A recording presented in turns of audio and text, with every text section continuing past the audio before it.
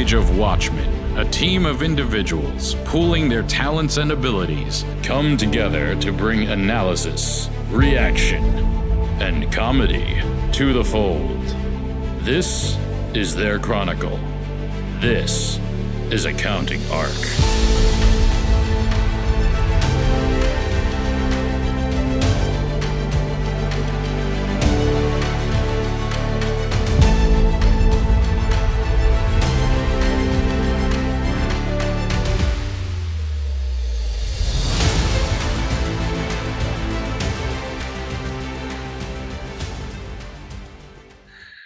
Hey everyone, and welcome back today. Today it's just me and Byron, and because of that, I thought that we would tackle what it's like being an IT professional in an accounting world. Because if you've listened to some of our previous podcasts, Byron and I both have the IT background. Byron is a little more on the infrastructure side, although I know he's been in product development now recently as well.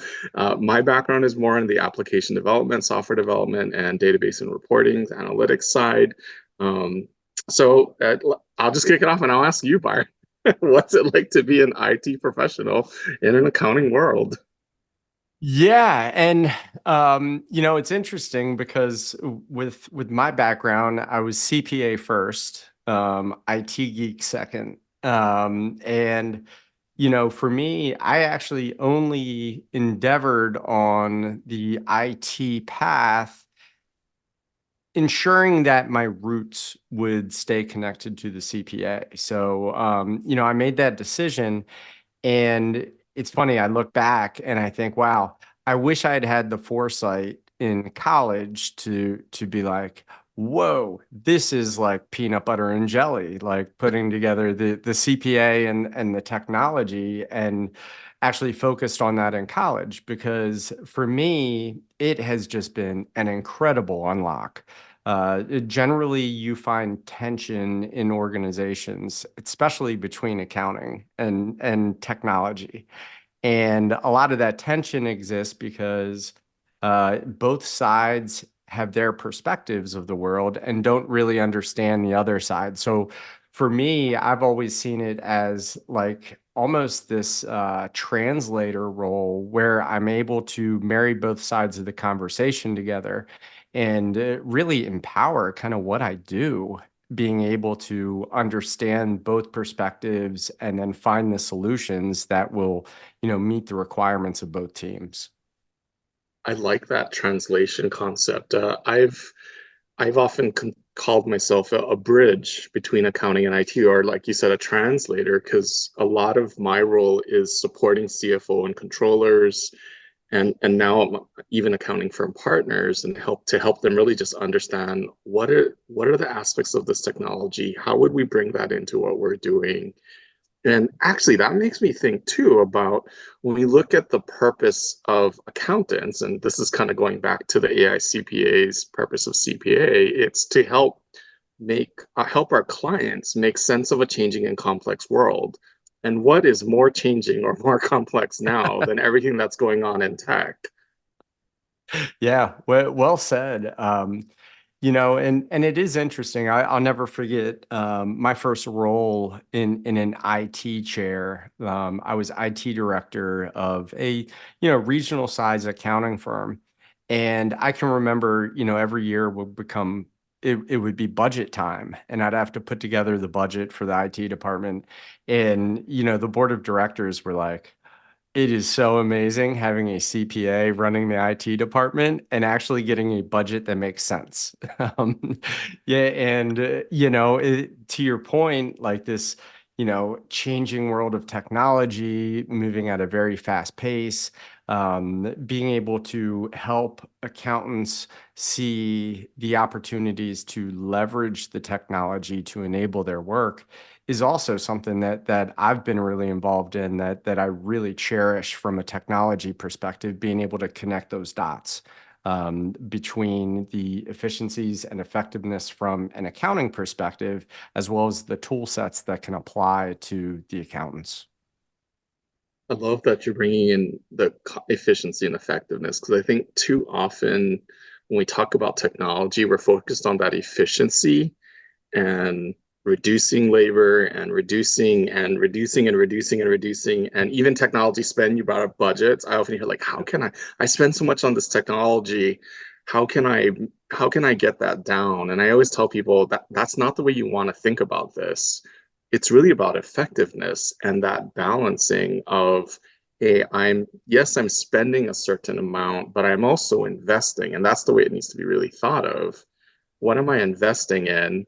Technology and everything else associated with technology to really improve whatever it is I'm doing, whether it's for automation, whether, again, effectiveness. We look at data analytics. Like that's another one to me where it's not just about streamlining, it's about what other opportunities are out there. How can I affect like top line instead of expenses, which increasing the top line will also increase the bottom line. Oh, yeah. And you can think to a lot of examples where a pure technologist doesn't have that perspective of how these things impact the financial results. And, whether it's bottom line or expenses, top line, whatever the case may be. And so, I can remember not just in that first role I had, but in many roles I've had where I am proposing uh, projects that cost money, being able to explain this is the impact from an accounting perspective to the organization by implementing this. Here's a cost. Here's the expected return. This is where it's going to show up in the financials. And having that toolkit available probably has enabled a lot of projects to move forward that generally may have not moved forward if not presented in that way. Ooh, totally agree with you on that one too. When clients come to us and ask us like, hey, can you help me with my technology, all this stuff, and we always tell them, well, if you're looking for cost savings, like we'll actually talk to them, and if we find out they're primarily looking for cost savings, we're not the ones to work with. Right. Because everything that we do is actually going to increase your spend, because we want you to invest more into these tools to really look at the broader picture. And the other one that I think is important as we talk about spend is cybersecurity, because that's another one. Like it does not have a top line impact. It's all spend. But when you look at the fact that it reduces your risk of having malware, which could reduce the data breach risk, which could reduce your ransomware risk, like there's costs or that are offset, right, by just helping reduce risk and manage risk better. Oh, without a doubt. And that's actually one of the things that has always puzzled me a little bit in the profession. I think it has come a long way, probably in the last 5 years. But I would say being custodians of data as accountants is a very significant responsibility. And, you and I both have been beating the drum for decades about, practicing safe practices when it comes to IT and, protecting the data, limiting risk, and, accepting some of that expense. I definitely feel like almost a little bit cursed being able to see the consequences of I hate to use the term ignorance, but ignorance of those who are just working day to day and not paying attention to that, and potentially sending emails that have insecure or that have private data that is insecure and those types of things. So it is definitely, I think, giving both of us and others who are like us this ability to kind of look ahead and pay attention to those challenges, obstacles, and risks that others may not be aware of. You're so spot on there. And I think that goes back to this whole concept of translating, right? And I agree with you. That's the biggest thing that I see the pure IT side of the house not doing really well is they'll throw all this jargon and they'll throw all of this like technology and this and that, and they won't tie it back to the business objectives or the risks. And those are the two things that I think as accountants that we really blend more it's not just about the dollars, but it's like, what is the business actually trying to achieve? And how can we help achieve that while minimizing the risk to the tolerable level, right? Because if I'm a startup, I want to take a lot of risk. And so that's a different risk profile than a bank, say, that really is trying to minimize their risk because they've got everyone's money and we want to protect that. And a lot of other businesses are more in the middle. And how do you actually help a business person make that better informed decision where they actually understand that they're not just working out of fear, or they're not just working off of, oh, this IT person wants to do this thing. And you're like, is that really possible? I mean, talk about the hyper on blockchain and now the hyper on AI. Like, that to me is a lot of misinformation or misunderstanding that we as IT professionals that understand business can then help to bring clarity to. Oh yeah, yeah. It's so spot on, and we're enabled to do that because we're not stuck in the day-to-day of the traditional accounting services, right? That's our world is focusing on those types of things, but then applying them, like we've been talking about, to, everything as it relates to accounting. I think about as we were preparing for this, one of the questions you put in was something around like why CPA first and technology, or why CPA and technology? Because I mean, I've known people who are in technology now who say, "Oh yeah, I was an accountant early," and they kind of abandon the accounting and just went pure IT. And for me, I just feel like it is such a flex to have both of these and stay current in both spaces, because it just unlocks a different kind of view of the world, I think, that really allows us to blend these different types of risks and challenges and problems that organizations run into, and really see it through multiple lenses. So for me, I can't imagine having ever made the decision to fully abandon my accounting and CPA background and just go on pure technology. I feel like I'd be, missing a limb had I made that decision. I'm curious, your perspective as far as maintaining your feet in both ponds, really. Yeah, same here. Well, and for me, my career path kind of revalidated that because I started off at PwC in traditional financial audit and IT audit. And then I went into knowledge management consulting, which was very new. It was completely new at that time. Now it's a lot of what we do. Kind of everyone's calling it business transformation, but a lot of it is what we did back then under that knowledge management banner. And I actually have the IT background. So my bachelor's is a double in accounting and management information systems. And people often ask, like, why'd you do IS instead of CS? And I always tease and say, well, CS always works for IS because in IS, we're the ones sitting with the business users, figuring out what are the requirements, what's the database design, what are we trying to accomplish, and writing up the specs that then get passed to the developers, the programmers that actually create the code and do everything else. And so in the end, we on the IS side are the ones that are kind of like, this is what has to get created. And IS, or information systems, also I think leads to the product side as well, because you're really trying to understand what are we trying to accomplish from a business perspective or from a software development perspective. What problems are we trying to solve? Yeah, that's really interesting. As you were kind of talking about that, I was thinking about, the information system side. It is kind of similar to accounting in a sense, right? Because it's both a pile of data that you have to turn into something that's usable. That really makes sense. So, as you were kind of explaining that, I was like, oh, that just makes so much sense to, as an accountant, to be in the information system side. Yeah, well, what's interesting is the historically the MIS major, their field is actually called decision sciences. Because when you Oh, go wow. back, and I'm saying back, but it's not that far back because computers haven't been around that long. So what, 50s, 60s, um, Yep. the computer was seen as a way to process information. Now we would call it data analytics, right? And reporting was seen as a way to process that information and support decision making.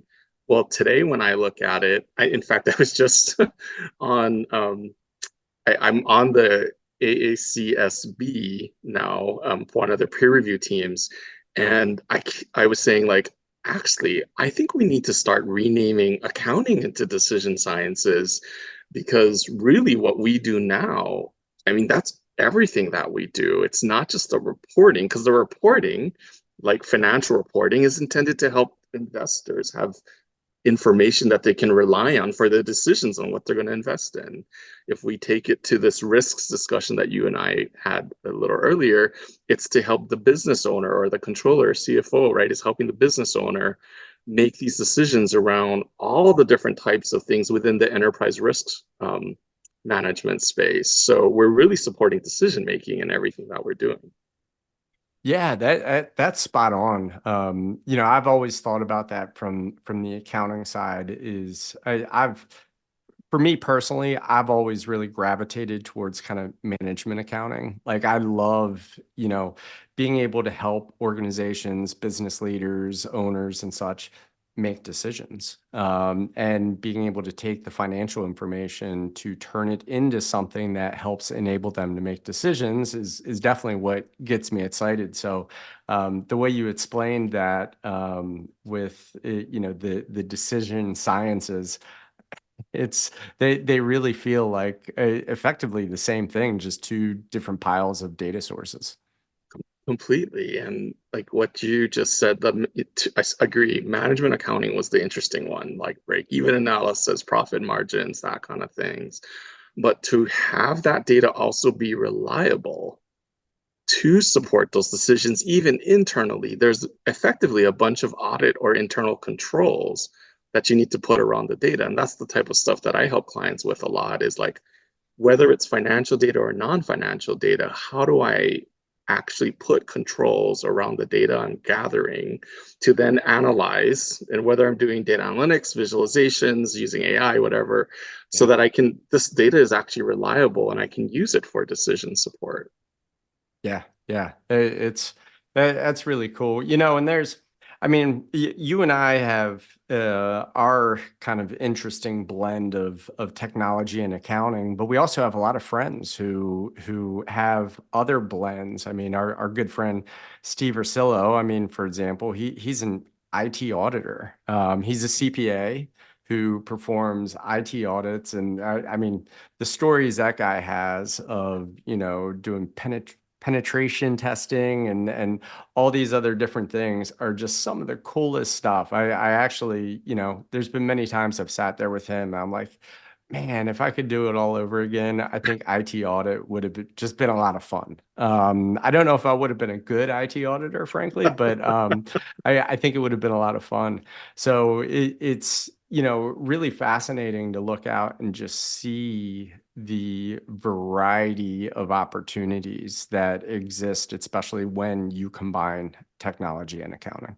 Yeah, and Steve's a great example too, because I would go further to say he's not just an IT auditor, but he is a cybersecurity expert. So Yeah, he's deep in the cyber. After I say that, we probably should have had him. He would be a good balancing between us, it because would have been. you and I deal with it at a very superficial level, enough to help with that decision support. But I gotta pull people like him in, because cyber is so deep that it's like, okay, I can understand the risk, but when you start to get into mitigation and all these threats, and I know he's also a certified hacker, like white hat, right? Yep. And he runs this, like, what is it, the red and blue or whatever, purple teams or whatever. Like I know he does all that kind of stuff too. So Yeah. that's pretty Yeah. cool. Yeah, it really is. I mean, there's so many opportunities. And actually, in fact, so earlier when you were talking back to the early days of computers, I actually have a friend now retired, much older than me, who was a CPA and actually got into building computer systems in the 70s. He worked for, one of the big, I'm drawing a blank on the name, a private company postal service, and was building computer systems, but leveraging his accounting background to do that. And it just really, I don't think people have realized the long history of accountants being involved in technology throughout the decades and, how it has evolved. Well, and I think you mentioned early on too, some of the reasons for that is a lot of your core technologists don't have that budgeting, that planning skill, that understanding of risk, like all of that as you move into management and we hear that. I hear that. And actually I talk to my staff about that in the technology side, there's a path and you got to choose whether you're going to be deep on the tech side or you're going to switch over into the management side, which could be product management, could be project management, or like an IT director or a CIO position where you really have the ability to coordinate all the work of the infrastructure people, the applications people, the packaged applications people, the security people, and understand and pull that all together. Yeah. And it's very broad and but not very deep. But you got to understand both the business side and the technology side. Yep. Yeah, no doubt. I frankly can't even imagine it, not understanding one side or the other, being somebody who gets them both. So, I think there's a lot of really great opportunity. And even for folks, I mean, like I said, I didn't have a technology background when I started my career as an accountant. I just found this attraction to technology and then, went and did some Microsoft certifications and all kinds of things. So, I would just say for folks that are maybe early in their career, but really excited about technology, there are paths you can take to keep that CPA strong and then flex your technology muscle as well. But if you are early, in school, evaluating things, looking out at things, man, I say double down on like, getting that double major of, some sort of information systems, cyber, some sort of technology major, and then the accounting major is just really a way to increase your stock right out of school.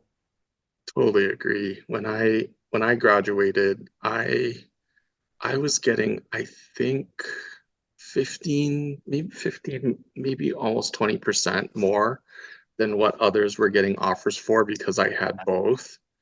Yeah. And I think the other one that I always hear since we bring up kind of salary, well, one other thing before I forget, as we look at the 150-hour rule, and I graduated when it was still 120, but part of the We way I both. met my 120 was actually doing the MIS degree. So I paid less. I didn't have to do a master's. I actually did all my MIS work, and that gave me the additional credits that I needed to be able to sit and qualify there. But I was going to bring up the salaries because that's the other one I hear. Well, I might as well just do all tech, right? Because they pay better. What's your reaction to that? I mean, there's there is a world, I would say it's not a sustainable world where you can, take a technology path and, go jump in with some VC backed organizations and probably get paid a pretty good salary. And then face definitely some challenges as far as, those organizations grow fast and they fall fast, and it can be very turbulent in your path. And you can also hit a ceiling very quickly. So you may start off at a higher step, but it's pretty quick to run into a ceiling where, the accountant with a technology power, let's call it. Yeah, the earnings opportunities are just through the roof because of, and you mentioned earlier, all the different type of roles that we can hold, being able to support both of these conversations. A CIO role, for example. I mean, this is a role that exists in much smaller organizations than it used to, but it's still a very high valued role. So, I think the long tail of your career, which for most of us is going to be multiple decades, the accounting and technology focus, I think, is absolutely the right path. Definitely agree. That's one of the things where I wish the accounting partners would let us share more of the how much they actually make. I know it's going to cause an uproar with the junior staff, but the long-term earning potential, and I say long-term, but it doesn't even have to be long-term anymore. Because that's the other one I hear people are like, well, I have to stay for 10, 15 years. And you and I both went off on our own fairly soon after finishing our CPA, which was kind of, for me, it really was, what was it, 2 years, 3 years, I think 3 years. After 3 years, I moved on already. How long before, and I Wow. started my own firm. How long was it before you Yeah. started? It was 8 years for me, but it's still pretty early. And I mean, frankly, inside of that 8 years, though, because of my transition to technology, I was already making more than most of my, friends that graduated about the same time as me. Oh, cool. Yeah. Have we hit on it all? I, IT budgeting, risk, cyber. Yeah, I mean, I think we nailed a lot of it. There's not much more to say other than, I just can't imagine a different opportunity. And it's probably actually one thing that might be worth saying is there's a lot of disciplines I think that can really power up an accounting background. Technology is definitely one of them. I would argue probably one of the top. But I think it's really good to be thinking about how you can take the accounting skill set and then layer on additional skills, to really make yourself valuable and get excited about what you're doing. I definitely agree with you there. I actually ended up doing some graduate work in organizational development, which normally falls under the HR area and is also actually tied to psychology. Because what I found was we were trying to get people to adopt these systems, or we're trying to implement these systems, and we weren't seeing people adopt. So I really had to learn more. And it was actually formalization of the knowledge management training I got when we were doing that consulting, of like, how do we actually have change occur? So change management, how do we get people to change their behavior? That's the psychology side, whether it's through reward mechanisms or punishment mechanisms, or how do we incentivize change and make it lasting change, so that as you do this, and the thought, as I think about that, I also think about, it's the same thing when we're trying to get people to adhere to controls rather than bypass them. Right? We have to have them actually understand this is important and this is why this is important. And we need to change that behavior, or stop them from doing that work around. So yeah, I totally agree with you. Whether it's to the technology side or any of these other disciplines, multidisciplinary type thinking, I think, is the key to the future. Yeah, no doubt. No doubt. Well said. I think that's a good icing on the cake. Well, with that, well, let's wrap it here. So thanks, Byron, for being my pal on this podcast again. And for all of you out there, I hope you'll join us for another Accounting Art podcast. Take care.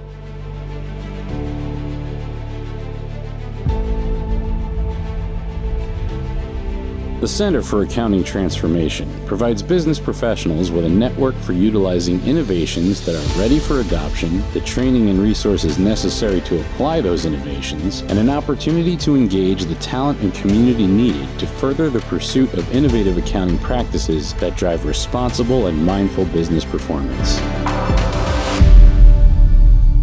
Find out more at our website, www.improvetheworld.net. And if you're interested in sharing your own transformation stories, please contact us there.